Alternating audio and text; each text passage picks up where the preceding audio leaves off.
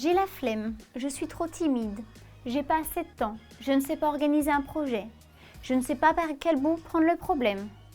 As-tu déjà prononcé l'une de ces phrases? Tu as le droit, ce n'est pas péché. Mais tu ne vas bientôt plus pouvoir avancer ces arguments, car j'ai la solution pour toi. Aimer de façon concrète nécessite parfois de quitter sa zone de confort, de faire des choses ou d'entreprendre des initiatives qui ne sont pas toujours naturelles chez nous.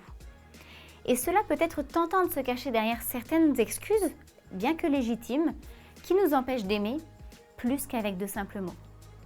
Alors quelle est la clé? La clé, ce sont les autres. Et oui, entoure-toi.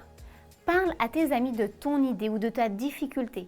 Réfléchis à quelle personne autour de toi sait faire ce qui est plus difficile pour toi.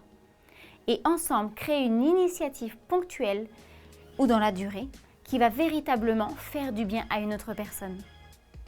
Le Seigneur nous a créés de façon complémentaire les uns les autres.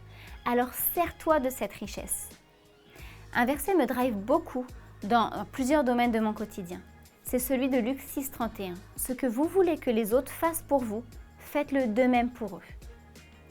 Par exemple, dans mon église, nous prenions soin d'une femme réfugiée politique qui logeait dans un hôtel à proximité. Une amie, sachant que c'était son anniversaire, a averti quelques autres personnes. Et à quelques-unes, nous lui avons fait un bel anniversaire avec de jolis cadeaux pour l'honorer.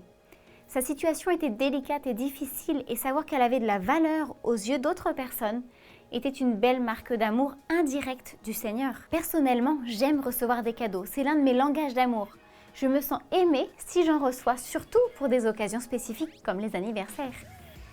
Et je ne concevais pas que cette femme n'ait rien pour égayer sa journée. Lui trouver les bons cadeaux était pour moi un régal, car je raffole faire ça. Mais c'est à plusieurs que nous avons pu construire quelque chose de bien.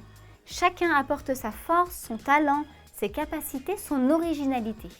Alors ne te prive surtout pas des autres. Réfléchis à ce que tu aimerais que l'on fasse pour toi et essaye de cibler une personne qui aurait peut-être dans ton entourage des besoins et parle-en à tes amis. Ça pourrait être par exemple ton défi du jour.